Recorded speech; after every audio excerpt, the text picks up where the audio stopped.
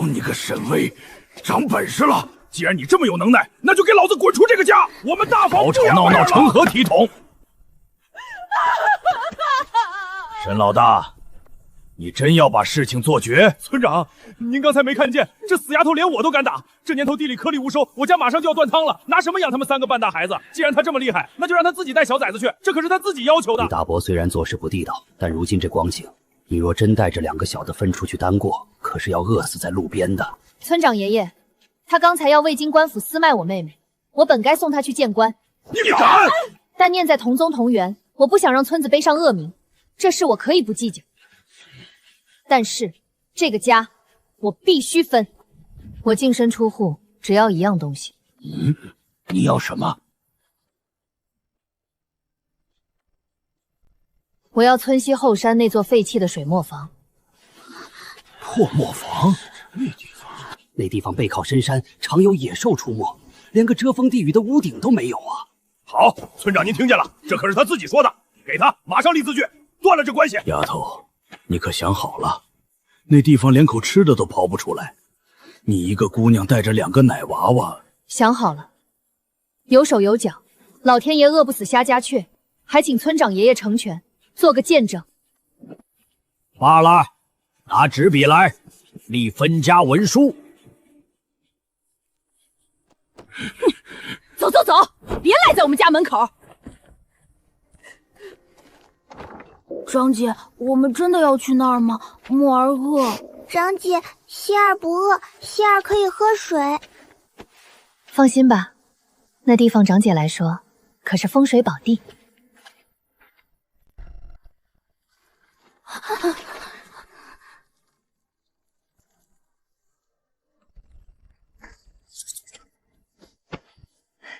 走，长姐带你们去抓肉吃。啊！张姐，这是野猪，这么大，会吃人的。哇，张姐好厉害！张姐打败了大怪兽。大惊小怪，这算什么怪兽？这是咱们今晚的晚饭。有了它，咱们就能活下去。阿莫，去捡些干草来，要干扣的。星儿，去扯几片最大的叶子，用水多洗几遍。咱们今天开荤。野生紫苏，还有野花椒和山姜，这荒山还真是个宝库。张姐，这些草也能吃吗？不是草，是能让肉变香的好东西。张姐，好香，木儿的口水都止不住了。星儿的肚肚在打鼓了，肚肚说他想吃肉肉。吃吧，小心烫，慢慢嚼。咱们饿得太久，不能吃太快，不然晚上会肚子疼。好吃，太好吃了。张姐也吃，张姐最辛苦，张姐吃大块的。张姐保证，从今往后，咱们顿顿都有肉吃。谁要是敢抢咱们的饭碗，我就砸烂他的锅。这日子真是没法过了，镇上的粮价1天涨3次，咱家地里那点收成全用来交人头税都不够。行了，少说2句，都怪那个丧门星。早知他这么邪门，生下来就该……哎呦，我的手！娘，爹，你们闻到了吗？好香啊，好像是肉味儿。还真是肉香，这大旱天的，哪家还能吃得上烤肉？村西头，难道是魏丫头在山上捡到了什么野兔山鸡？哎呦，那可不行，她一个丫头片子，哪懂得怎么收拾肉？这大热天的，肉放一晚就臭了，那不是暴殄天物吗？当家的，咱们虽然分了家，但打断骨头连着筋，你可是他亲大伯啊！说得对，咱们到底是长辈。这些年，咱们大房也给他们3个喂了不少粮食，没有功劳也有苦劳。他捡了肉，孝敬长辈点那是天经地义。走，咱们过去帮他把肉腌上，免得坏了。大不了给他留2根骨头熬汤，也算对得起他死去的爹娘了。当家的，快点儿！去晚了，指不定被那几个小饿死鬼吃掉多少呢！娘，我要吃肥肉，我要最大那块。先把肉弄到手，他要敢闹，我就请族老治他忤逆不孝。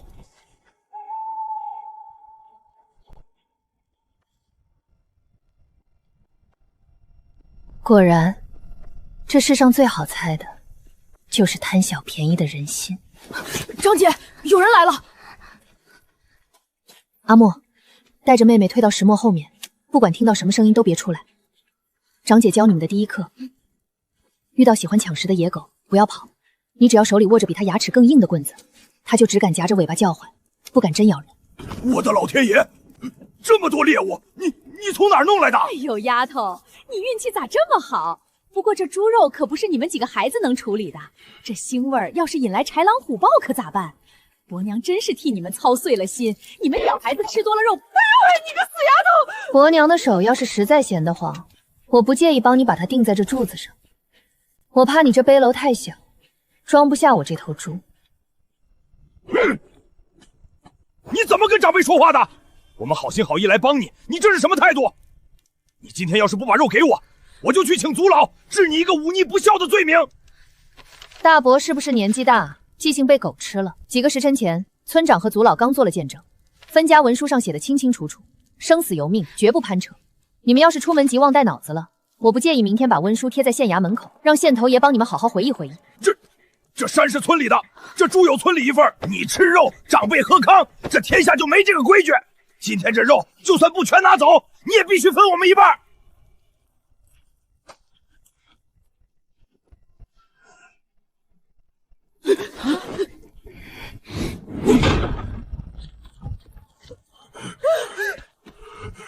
那我今天就在这里给你立个规矩，我的东西我点头给你才能拿，我不给你敢碰一下这根木头就是下场。大伯要不要试试？是你的脑袋硬还是我的锄头硬？行，你有种，当家的咱们走，好心脏成驴肝肺。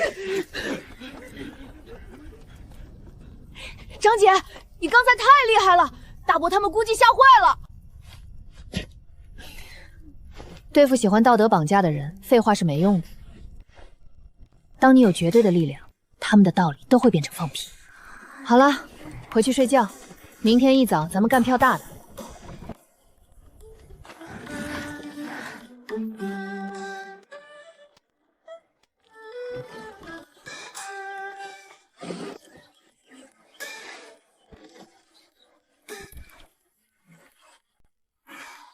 张姐，这是什么车？怎么只有一个轮子？这叫独轮车，有了它，别说200斤，就是300斤的货物，长姐一个人推着也能健步如飞，比大伯家那辆牛车好用10000倍。阿莫，牵好妹妹，咱们进城，把这头猪变成白花花的银子，顺便给你们买城里最好吃的大肉包子。进城，吃肉包子啦！热包子，新出笼的热包子。张姐，那房子好高啊！张姐，好香的味道，那是肉肉的味道吗？哎，包子，那是肉包子，别急，等姐把车上的东西换成银子，你们想吃什么，姐就给你们买什么。包子咱们买1笼，吃1个扔，吃2个。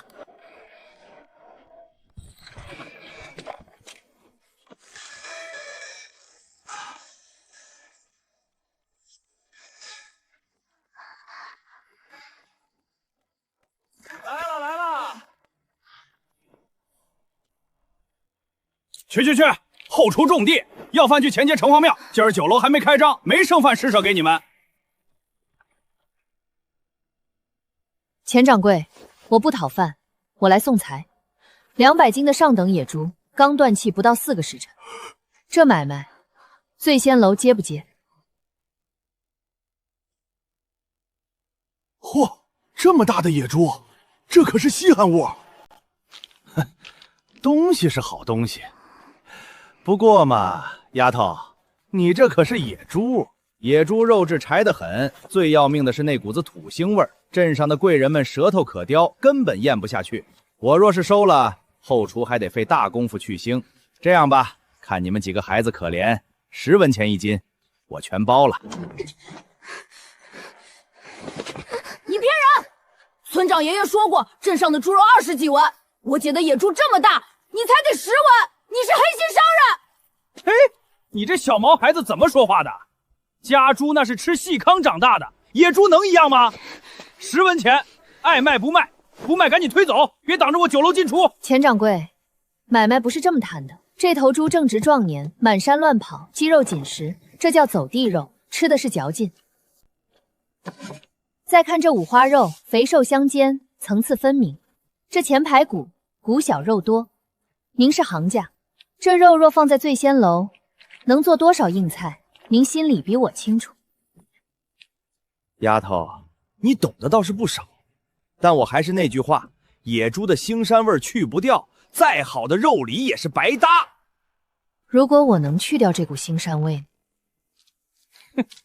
大言不惭，咱们醉仙楼的大厨祖上是御厨，用尽了办法，也只能勉强压住那股味儿。你一个黄毛丫头，懂什么去腥？口说无凭，钱掌柜，借你后厨用用，给我半个时辰，我免费给您做一碗肉。要是去不掉腥味，这野猪我白送给醉仙楼。好，这可是你说的，咱们就赌这一把。来人，带他去后厨。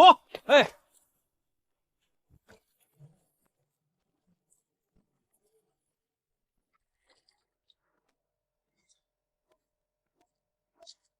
还真像那么回事儿。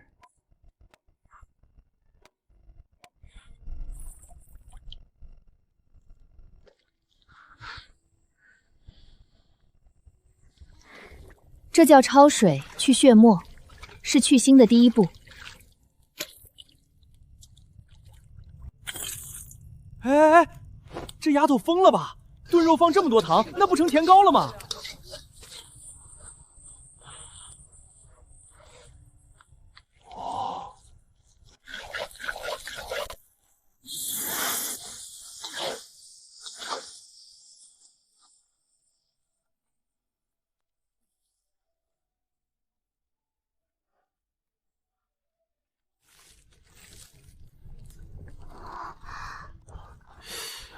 这又是什么？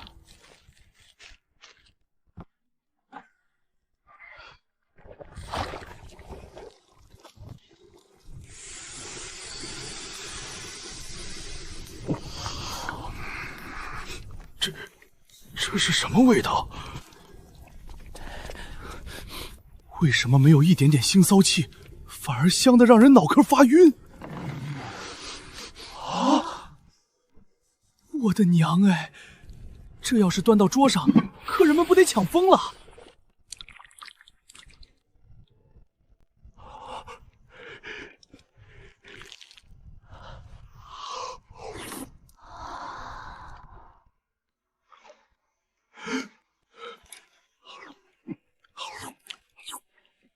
绝了，简直是绝了！这肉，钱掌柜，现在咱们可以重新谈谈这头野猪的价格了吗？丫头，不，沈姑娘，刚才是钱某有眼不识泰山，这猪我收了，30文一斤。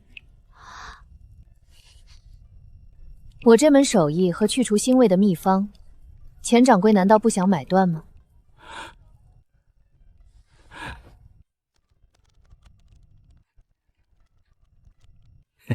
沈姑娘是个痛快人。野猪我按35文一斤全收了，一共7两银子。至于秘方，我出10两银子买断。以后你打的所有野味，醉仙楼照单全收。另外，你那配香料的草药，只要你能采来，我按50文一斤，无限量收购，如何？成交。钱掌柜爽快。不过买断秘方需要签红契，以后这清水镇除了醉仙楼，没人能做出这个味道。走，去账房，马上立气。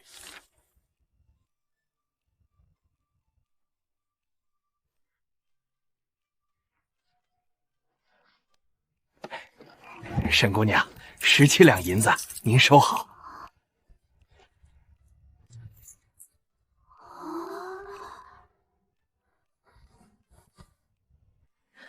走，先把肚子填饱。张姐，那个人真的给了你那么多银子，能买多少斤糙米啊？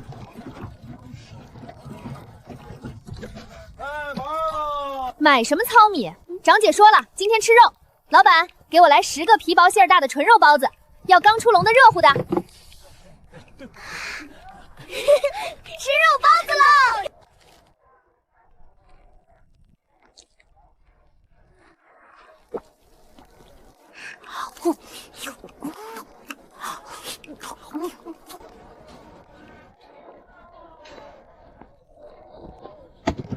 吃完跟紧，咱们还有大事要办。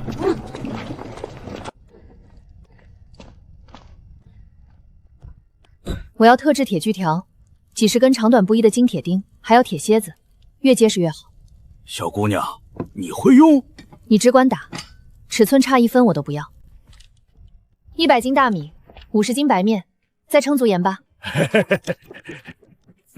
张姐，白米太贵了。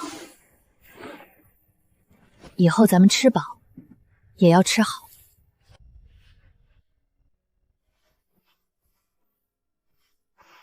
张姐，好软啊！入旱季前要备水，过冬前要备棉，银子要花在命上。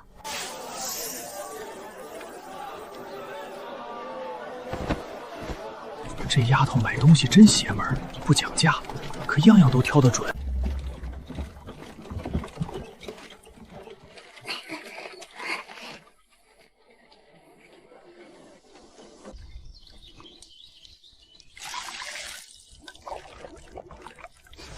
张姐，好香啊！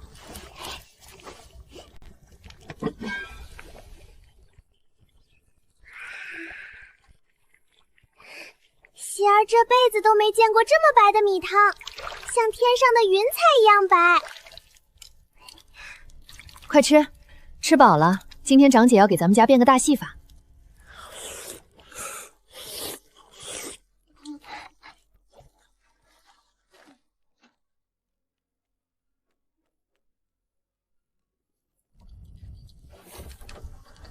主轴用的是100年铁华木，外面朽了，里面芯子还算结实，水流的势能还在，只要重新设计传动比，不仅能磨面，还能做成全自动动力源。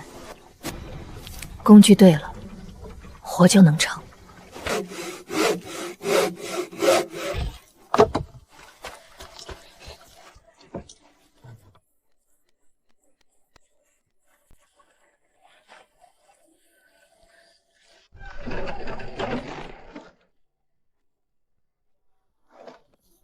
张姐，你把木头削成这种怪形状做什么？还有那个大石头棒子那么重，咱们怎么抬得动呀？阿莫，人力是有限的，但大自然的力量是无限的。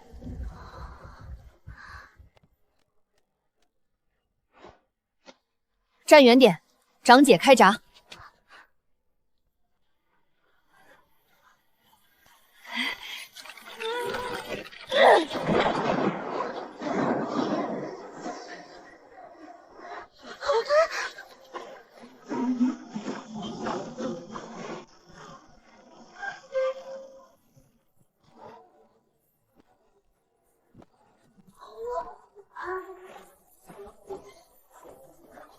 天哪！这大石头棒子竟然自己会倒米！张姐，你是神仙吗？张姐是神仙，张姐造了会自己干活的大木头人。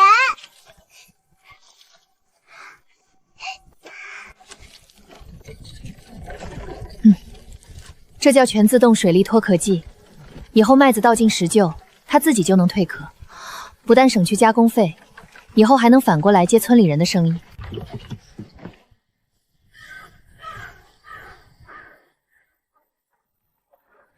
阿莫，带妹妹进里屋，把门顶上。梅姐的声音，谁敲门都不许出声。张姐小心！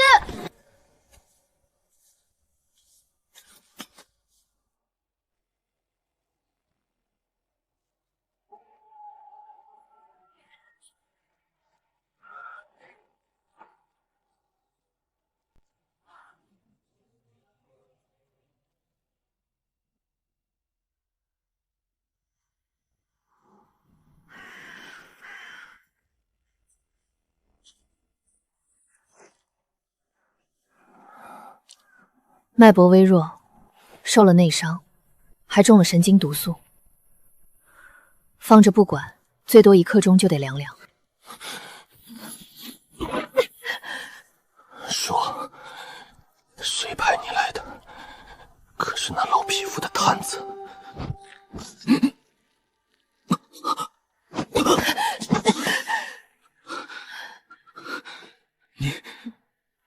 中点穴？点什么穴？你现在中毒的状态，强行调动气血，是嫌毒在血管里跑得不够快吗？我若要杀你，刚才只要在旁边看着你毒发身亡就行，何必脏自己的手？你不是杀手，你一介村妇，见此惨状，为何不怕？怕能当饭吃吗？比起死人，我更怕穷。你现在很不妙，毒素开始随血液蔓延，内脏也在持续渗血。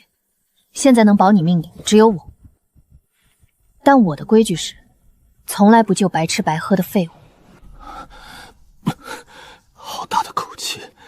你要多少真金？1000两黄金够不够？在这荒山野岭，你就算有一座金山，也买不到1两解毒药。我不要钱，我要你的人。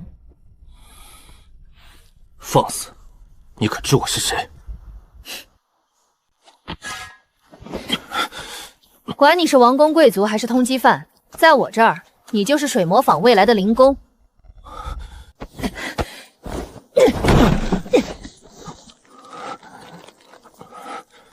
闭嘴，保持体力，我这就带你回去洗胃。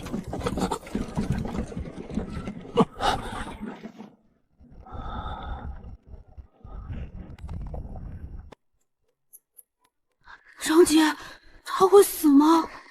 我在，他暂时死不了。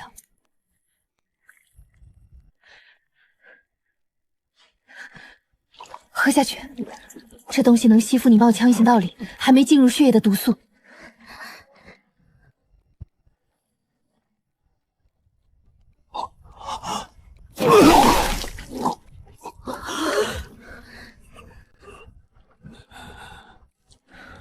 毒素出不清了，内出血才是麻烦。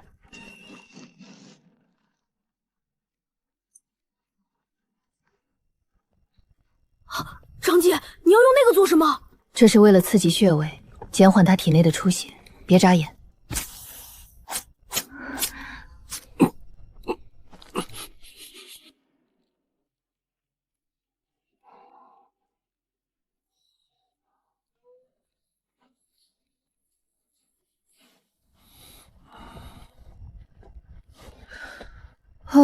命算是保住了，接下来就该算算工时费了。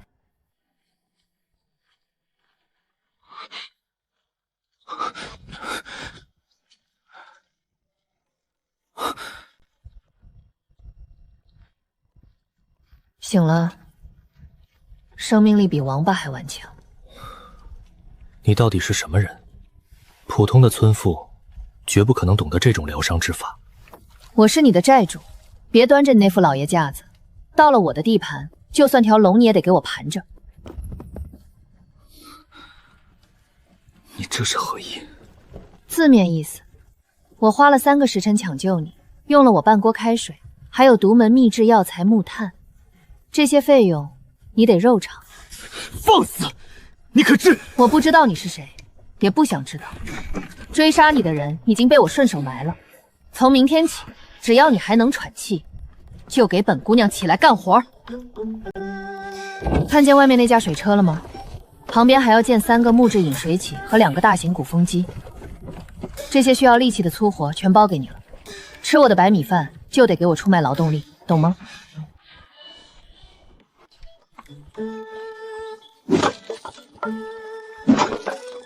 想我堂堂，竟然沦落到在荒山野坑劈柴！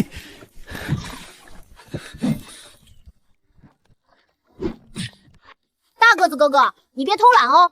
长姐说了，你今天必须劈完这100斤柴，还要把内筐皂角全都捣碎，中午才能给你吃饭哦。小鬼，你可知若是平时有人敢这么跟我说话，他现在已经怎么了？已经请他吃大餐了。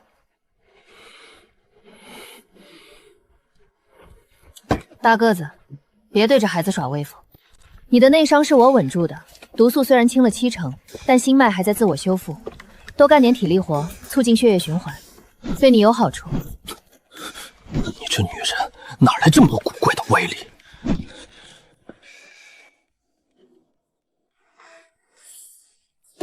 阿莫，加水。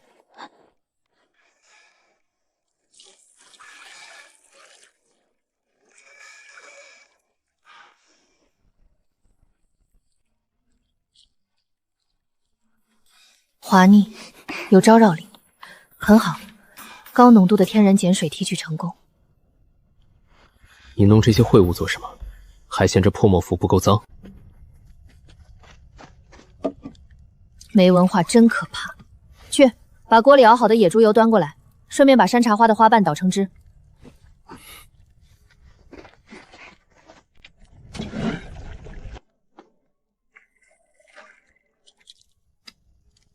拿木棍顺着一个方向匀速搅拌，不要停。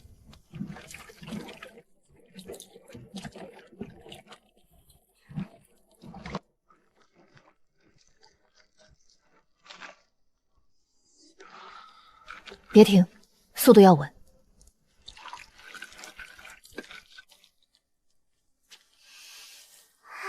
这叫手工植物精油皂。这香味竟然比京城百花楼最上等的香膏还要纯粹。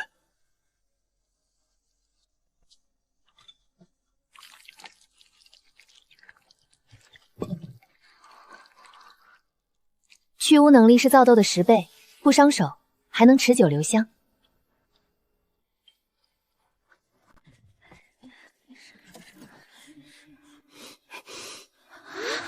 张掌柜，你们锦绣阁就拿这种粗鄙物件糊弄我，这猪一世的腥味，洗了手3天都散不掉，怎么去见客？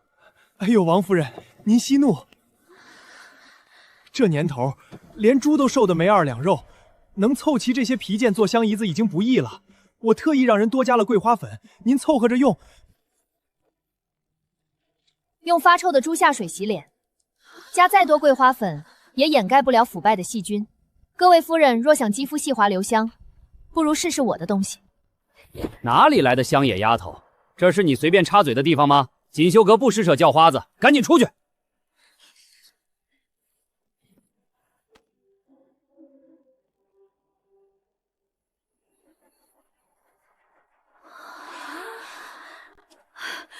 好纯正的山茶花香，没有半点人工甜腻。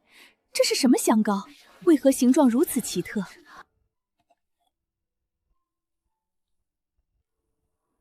这不叫香膏，这叫凝煮精油皂，专用于净手、洁面、沐浴。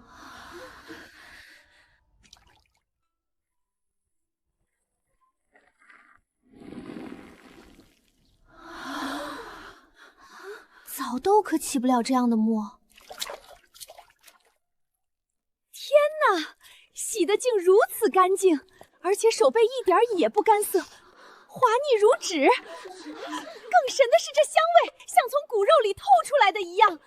那些破烂全给我扔了，这凝乳皂我全要了。凭什么你全要？丫头，我出1两白子一块，卖给我。我出2两。这半透明的质地简直像美玉一样，我要带回去给姐妹们看看。各位夫人，物以稀为贵，这凝乳皂工艺繁杂，耗费无数珍贵花粕，1月仅出这1盒16块，我出2两，底价2两银子1块，价高者得。我加半两，这块给我3两，3两。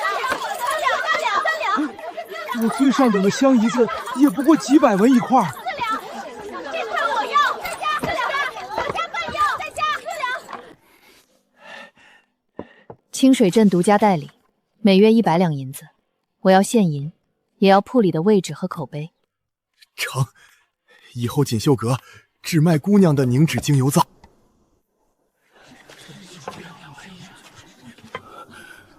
我亲眼看见的，沈巍那丫头卖香皂赚了100多两。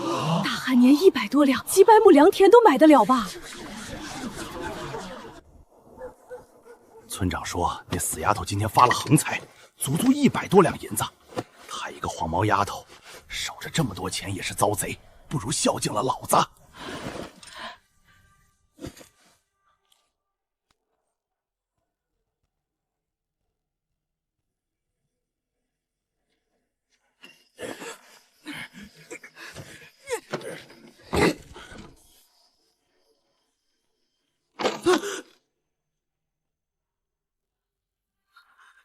爹，我好像踩到什么东西了。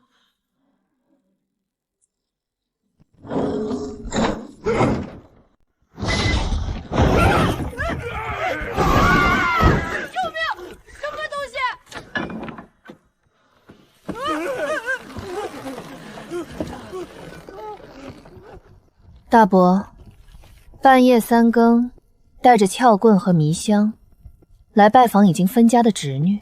韦丫头，快把我放下来！误会，都是误会。大伯听说你赚了钱，怕你不安全，特意来给你守夜的。咱们可是亲骨肉啊！用迷香守夜，大伯，你的谎话连3岁小孩都骗不够。我分家文书签了，桥归桥，路归路，可你非要得寸进尺，觊觎我的财产。我不打你们，也不羞辱你们，脏手。大个子，去村里敲锣，把村长和族老都请过来，顺便派个人去镇上县衙报官。不能报官！韦丫头，我错了，大伯真的错了，你这是要把大伯往死里逼呀！我可是你爹的亲大哥呀！逼你的不是我，是你的贪婪。大楚律法明文规定，夜半迟夜入室行窃者，论罪当杖责50，流放苦役。你们想偷我的安身立命之本，就是想要我们3姐弟的命。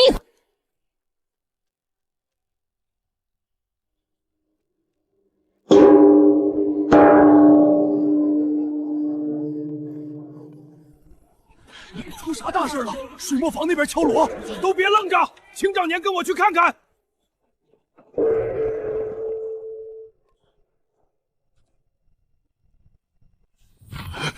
韦丫头呢？里面到底怎么了？进去看。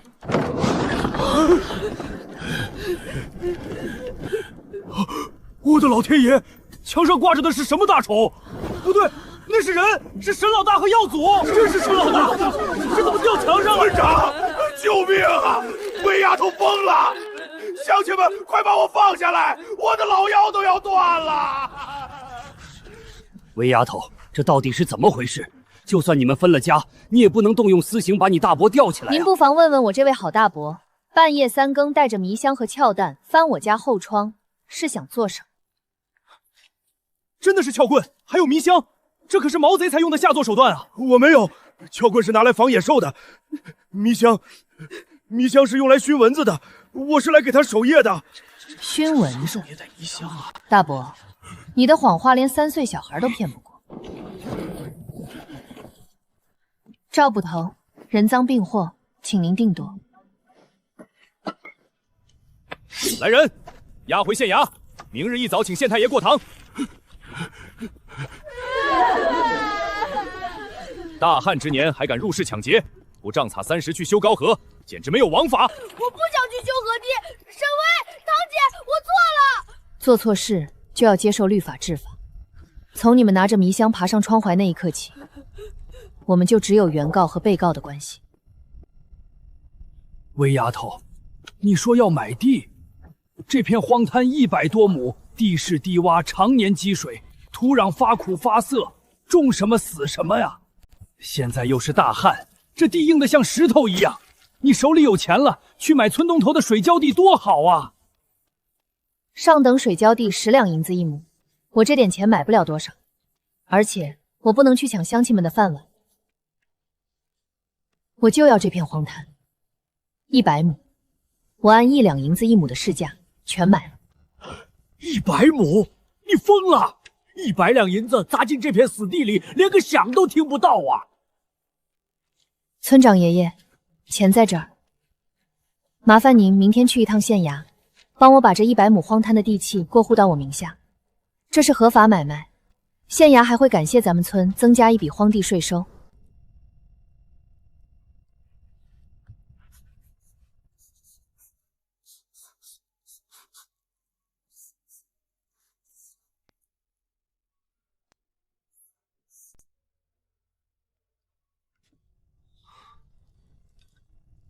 这是什么阵法？你买下那片荒滩就是为了画这些大坑和土台，100亩地，你竟然要挖掉1半的土？这不是阵法，这叫桑基鱼塘，是一套完美的自我循环生态。村长说那片地土壤盐碱，种不了粮食，在你们看来是死地，但在我眼里，缺点反而是最大的优势。第一步，深挖，把低洼的地方继续往下挖深，变成巨大的池塘，用来蓄水和养鱼。第二步，堆积，挖出来的泥土全部堆在池塘四周，形成高出水面的宽阔土台。底层泥土翻上来，阳光暴晒后，盐碱度会大幅降低。就算你建了池塘和土台，土壤依然贫瘠，你养鱼又拿什么喂？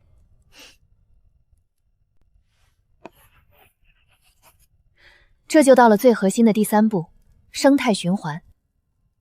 土台上不种粮食，只种桑树，松叶用来养蚕，抽丝剥茧去卖钱。蚕拉出的粪便是绝佳的鱼饲料，可以直接扫进池塘喂鱼。鱼吃了蚕根，排泄物沉淀在池塘底部，就变成最肥沃的塘泥。等到冬天，我再雇人把富含营养的塘泥挖上来，盖在桑树根部作为肥料。松叶肥，蚕就壮；蚕沙多，鱼就肥。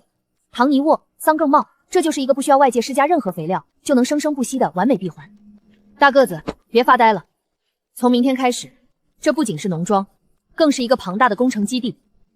以水抹物为中心，招募流民和壮劳力。半个月内，我要把这100亩荒滩变成一座生态金创。第一队，挖出的生土往东侧填；第二队，碎石夯土地基，不可有半点松懈。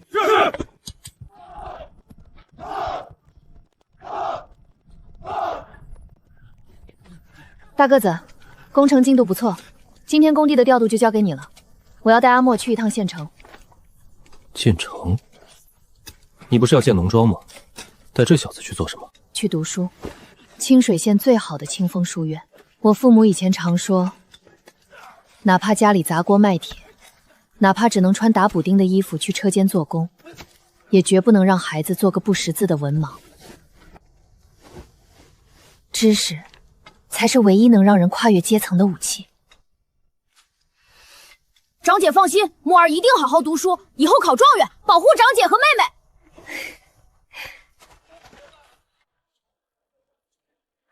长姐，这里的人看着都好有学问。腹有诗书气自华，他们穿的再好，脑袋里装的也是学问，不是金银。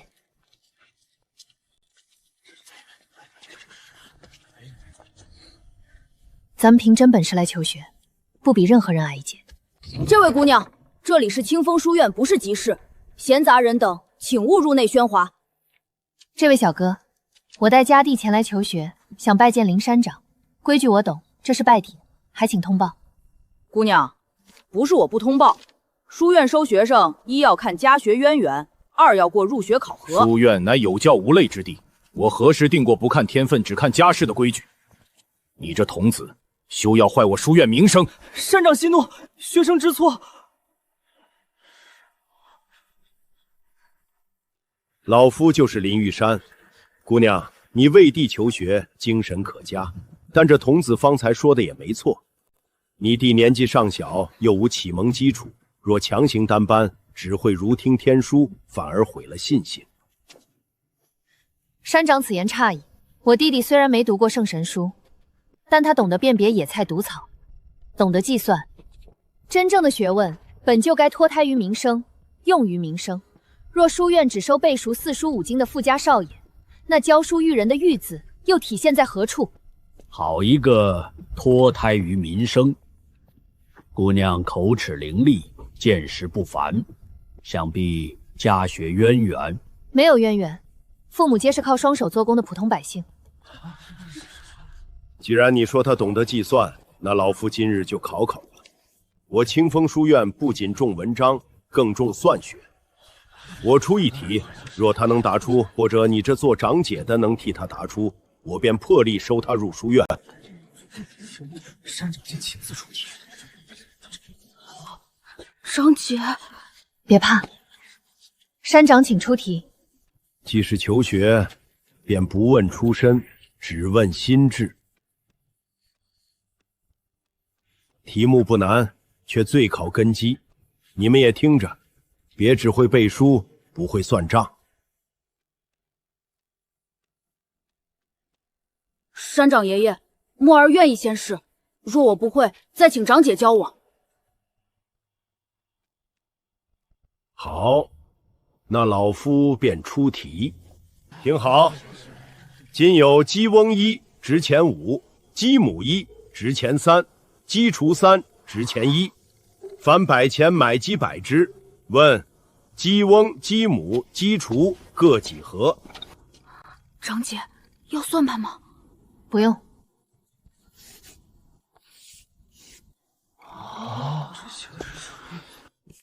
山长这道题看似复杂，实则只是一个含有3个变量的约束问题。变量？那是什么？用我们百姓的逻辑，可以把公鸡、母鸡、小鸡的数量分别用符号 x、y、z 来代替。都过去了。这是何物？似字非字，似符非符。这是代表未知数量的符号。题里问什么，我们就先把什么写下来。第一个条件，数量之和 x 加 y 加 z 等于100。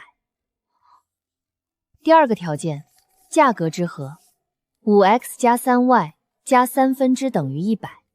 公鸡一只5钱，所以是5乘公鸡数；母鸡一只3拳，所以是3乘母鸡数；鸡雏3只1钱，所以小鸡数除以3。你将虚无的数量变成了可以计算的实体。正是。既然小鸡 z 的数量必须是3的倍数才能凑成整钱 z100 x 1，我只需将第一个条件放大3倍，或者将2个条件合并消元。代入化简后，可以得到一个极其简单的关系 ：7x 加 4y 等于100。这等化繁为简的手段，竟然只需寥寥几笔。因为鸡的数量必须是正整数，所以从 7x 加 4y 等于100中，我们一眼就能看出答案。答案有3组：第一组，公鸡4只，母鸡18只，母鸡78只；第二组，公鸡8只，母鸡11只，小鸡81只；第三组，公鸡12只，母鸡4只，母鸡84只。4、18、70。我长姐是最厉害的。姑娘，你这门符号算学是从何处学来？这等严密精绝的推演之法，简直是旷世奇术啊！这是我父母总结出来的实干之学，他不咬文嚼字，只求最高效的解决问题。我刚才这番解答，可还算及格？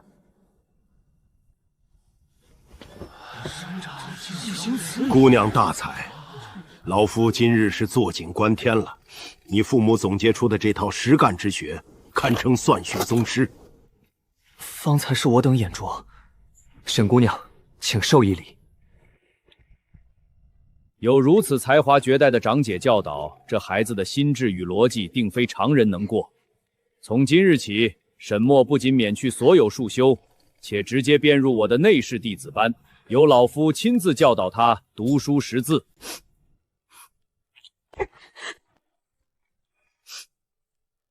学生沈墨拜见先生。沈姑娘，老夫有个不情之请，你这套代数符号之法实在精妙绝伦，不知姑娘日后能否偶尔来书院，与我等书院的算学教师交流切磋一二？老夫愿以客座西施之礼待之。山长言重了，交流谈不上。但我农庄里恰好要进行一些复杂的水路测算，若书院的学子们对算学感兴趣，大可来我的工地实地演练。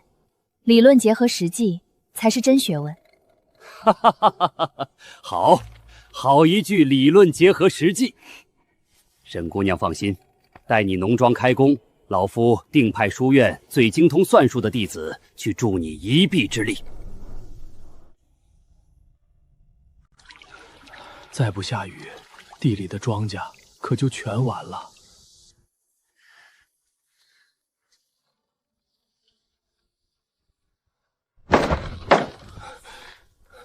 沈巍，出事了！清水河的水位昨天一夜之间又降了，水墨铺的石窖已经停转了。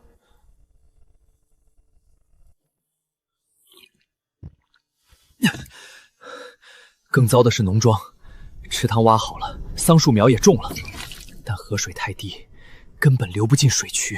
龙王爷怕是真发怒了，这回怕要完了。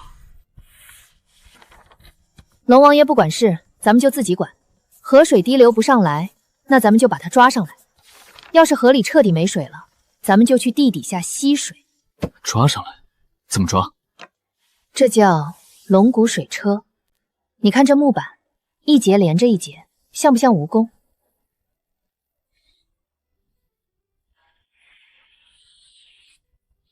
一头扎进河底，一头架在岸上，不需要牛马，只要2个大汉在上面踩踏板，这木板就会像人的手一样，一节一节的把河底的水兜住，直接刮到咱们的水渠里。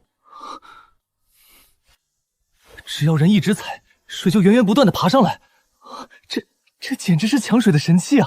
水车只能抽河里的水，如果旱情继续，河底干透了呢。所以咱们还得造这个压水间，专抽地底下的水。地下水深埋在泥土里，怎么抽？很简单，咱们打一根铁管子插进地底，铁管子里放个带皮垫子的活塞，只要用力往下压把手，里面的气就被抽空了，地下的水被外面憋得没处去，只能顺着这根铁管出来。水往低处流，我就偏要让它往上喷。你又要逆天改命了。大个子，木工活全交给你，带上手艺最好的几个木匠，2天内必须给我拼出3架水车。交给我，若有差池，提头来见。少爷，这东西真能把水弄上岸？他说能就能，开工。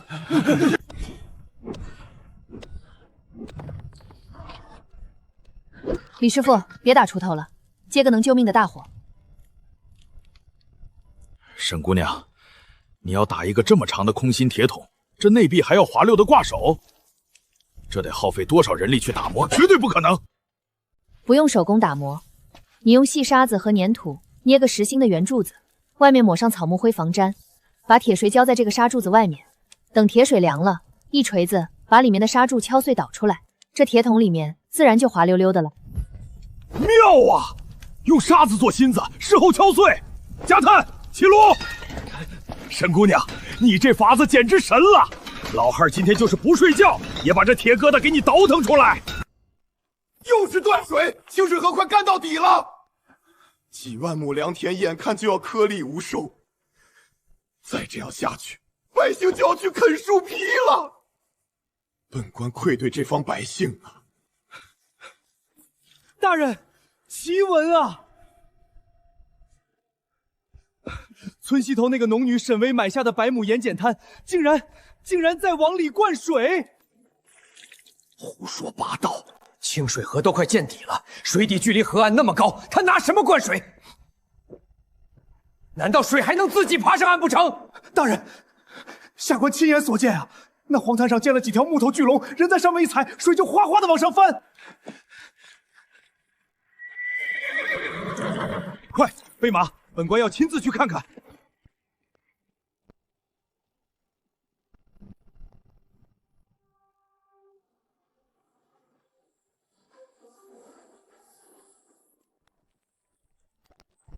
水来了，真流进来了！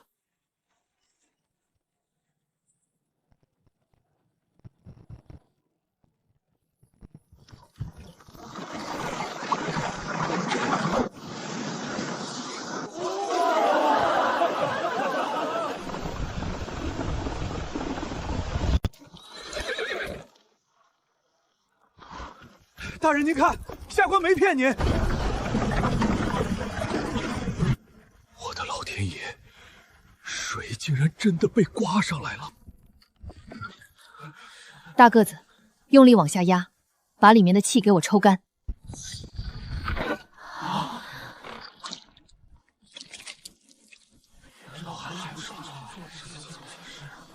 继续。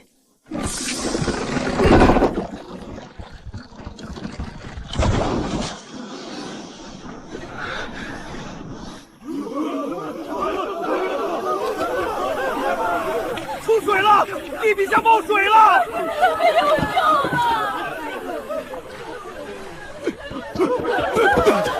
了！姑娘，大才呀！这等抗衡天灾的神器，请受本官一拜。大人折煞民女了，这些粗笨物件只是为了自保罢了。姑娘过谦了，本官斗胆，这压水的图纸可否交给本官？有了这东西，我清水县百姓就能渡过大旱了。大人心系百姓，民女敬佩。这图纸我可以送给县衙，但是姑娘有什么条件，尽管开口，本官绝无二话。第一，我要县衙给我的农庄立一块特许的牌子，我这农庄以后种什么卖什么，官府不能插手干预，还要派巡捕定期在附近巡逻，绝不能让地痞流氓来捣乱。好，本官亲自为你这农庄题写匾额。第二，造这些需要大量铁和木头，请县令把材料分发到各村，让村民自己动手干活，按劳配发粮食，以工代身，既能快速造出水车，又能让老百姓有饭吃，不至于饿得去造反。好一个以工代身！姑娘这格局，让本官汗颜。从今日起，这清水县，谁若敢动你沈家农庄一草一木，就是与本官过不去。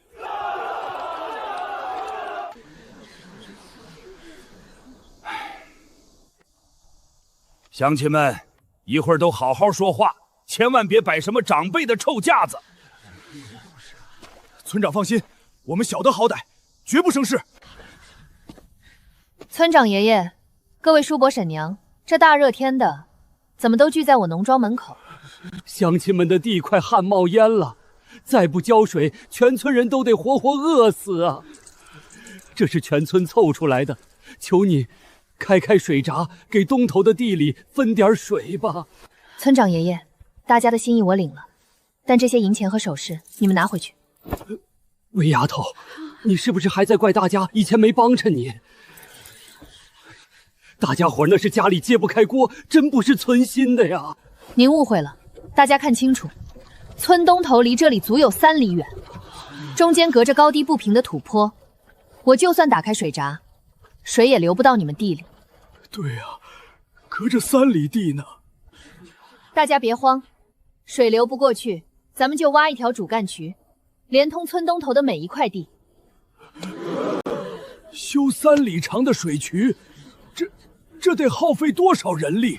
没错，就是需要人力。我不收你们的钱，我收你们的力气。啥意思啊？我要跟全村人签一份雇佣契约。第一，全村的青壮年全部编入我的工程队，大家一起动手，用最快的速度把云水渠挖通。挖通之后，我免费开闸放水，救你们的庄稼。别急着高兴，还有第2条。水渠修好后，农忙时你们回去种自己的地，但到了农闲，凡是签了契约的人，必须来我沈家农庄做工。不管是喂鱼还是采桑叶，我按月给你们结工钱，包一顿白米饭，绝不拖欠。但如果有人偷奸耍滑，别怪我按契约报官抓人。签，我们签。沈东家，这是给咱们全村人指了一条活路啊！谁要是敢占了便宜不干活，我把他逐出族谱。大家排好队，在这儿登记。登记完的去那边领取工具，准备开工。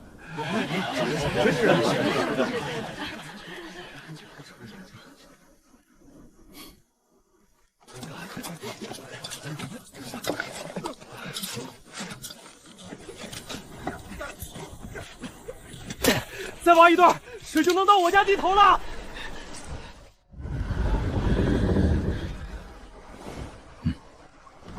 放水！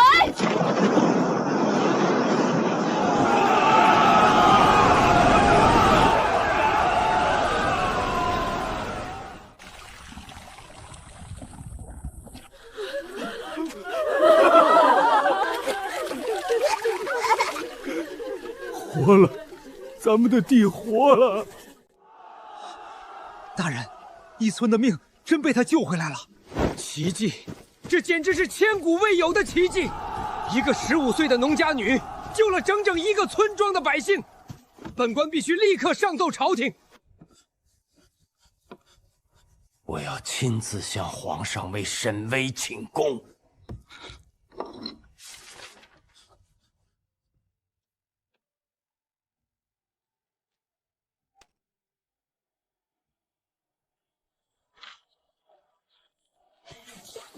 慢点走，闪对一点。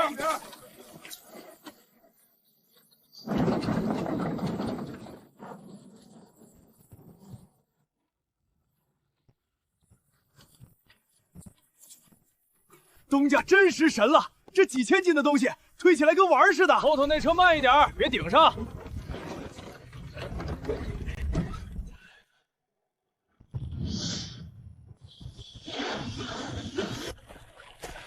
跟着沈东家干，准行。以前靠肩膀挑，一天能累断腰，现在1个时辰就能干完1天的活。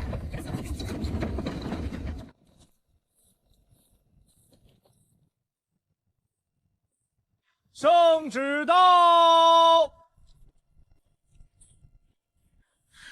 奉天承运，皇帝诏曰：清水县农女沈薇出身普通，然其慧心巧思，造水车、制滑轮、兴农庄，利国利民，实乃大楚之幸。特破格赐封为天宫县主，10亿千户。其父母虽为白身，然教女有方，特追封为正4品大夫。钦此。咱们东家被封为县主了！老天爷啊，普通老百姓的也能被追封大官，咱们有盼头了！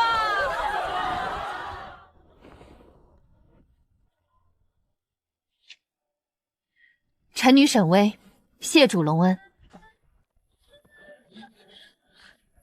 从今天起，所有图纸按工坊规矩登记，水车、滑轮、矿车分批扩建。立下了，东家！小举，你们的城墙已破，粮草也快断了。今天，本王就要踏平你的要塞！踏平你的要塞！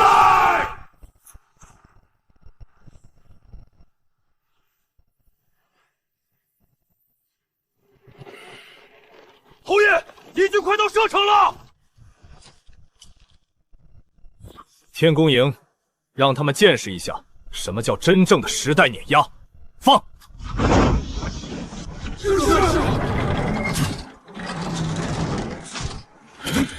放！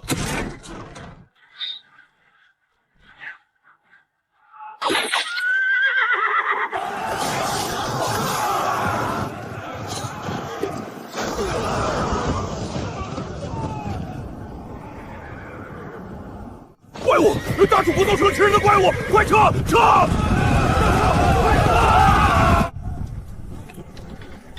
赢了！边关守住了！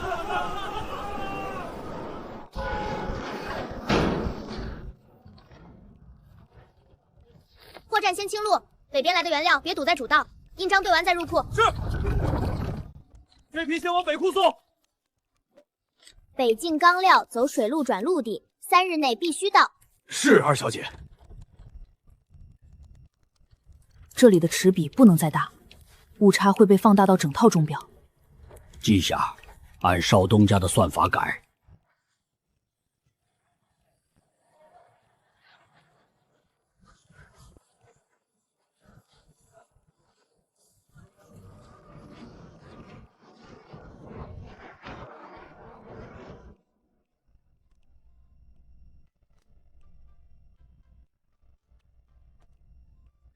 误差超了半里，回炉。是。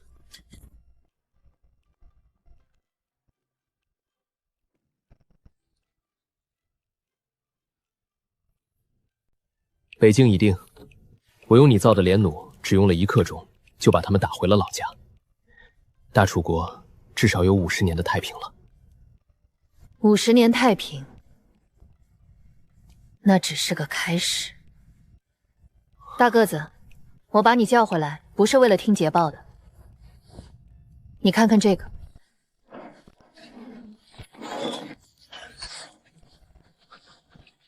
冷兵器时代的红利已经吃干刷净了。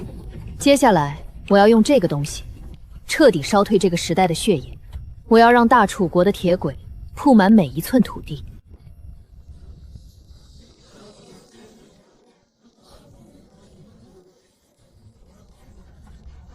你要我守哪里，我就守哪里。